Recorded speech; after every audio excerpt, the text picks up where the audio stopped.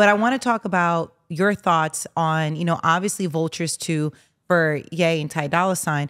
They are doing the model of selling it directly to fans versus going to streaming platforms, right? Why is that important? And is this something that you feel other artists are going to start doing more? Yeah, I've heard of other artists who are also kind of planning to do this model for whatever reasons. You know, I think you have to be at a certain level. Like, look, it's like anything. You have to put out a product that people want to buy.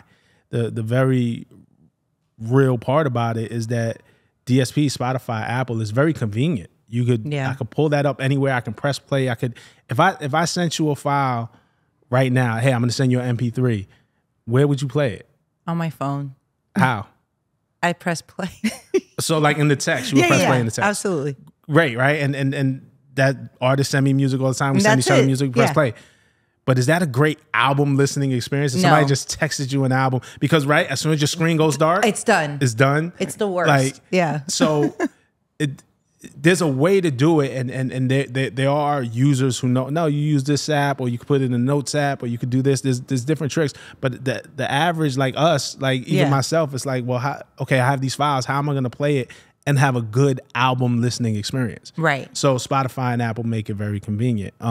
You know, for artists like Kanye, like his fans are so diehard, they will figure it out. You know, so I don't think it's for everybody. But there's also a lot of indie artists who do that though now. La Russell is an artist out of the Bay who I love. Who he's great. You know, look, Nip had his Proud to Pay model. You remember when Nip dropped Crenshaw $100 mixtape? I was there. Right. We were on Twitter. We were online. I've seen the comments. Like, don't lie to me because I was there. Right. Who does he think he is? $100 for a mixtape? That'll never work. Wait, people were saying that, really? Were you on social media? Absolutely. Maybe my algorithms were positive because mine was like, wow, this is amazing. This is crazy. Or maybe I had an East Coast algorithm and people weren't as in tune. Maybe. Could be. I was in tune to Nip. I'm at XXL when he was on the freshman cover. Like I was very in tune with Nip and I got what he was doing. And the part that people leave out is that with that $100, it was a meet and greet. Right. I think he had Bel Air bottles, so people got a free bottle of champagne that might be $60. I think there was a concert ticket that came with it, so there was value as to it. It was a package. But the whole Proud to Pay movement was something that Nip really didn't necessarily start it, but that Proud to Pay moniker that you know spearheaded that and revolutionized it. And I see La Russell now talking about Proud to Pay. I know he got that from Nip. I know I never talked to him about it, but I know he had to be a fan of Nip. So he's leading that charge now. There's a lot of indie artists on Bandcamp. So there are a lot of indie artists who say, hey, I'm going to bypass this streaming model because the money doesn't come in as fast and maybe I don't have the volume to make the money meaningful, but I have a small group of 300 fans who I know every time I put something out, they'll pay $10 or $15 and I can count on this money reinvested, put something back and grow my fan base. So it works at a very indie level. And then if you're Kanye, I mean, he can sell anything. So I have a question. Why can't streaming platforms pay artists more? I mean, they charge us, right, regular consumers. Like I constantly feel like the prices are going up.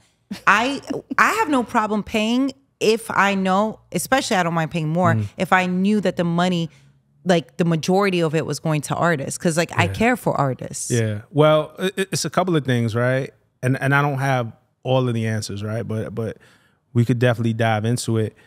If you're signed to a major label, then the money's not going to the artist; it's going to the major label first. So what's the label's cut of that streaming money before the artist gets their cut? Right. And so we got to be more transparent about that. And everybody's deal is different. And you know, and artists also have to be honest. There's a lot of artists, right? We've heard this before from artists. I've never seen a check from my label. Oh yeah, we hear it all the time. But also, what size advance did you take? Right. Are your albums, which they probably are, cross-collateralized, which means that if you still owe money on your first album, they'll give you an advance for your second album, but that money you still owe gets tacked on and all this, you know, it's like anything. It's a loan with a high interest rate. So what advance did you take? You know what I'm saying? Some artists very willingly say, hey, I'll take the advance money and then we'll figure out the back end later. And then when the advance money runs out, it's like, well, I'm not getting paid. And it was like, well, you know, there was due diligence to be done. So it's not to say labels are like entirely evil. I also believe labels need to be way more transparent about what they're doing with artists, and two things can be true. Right.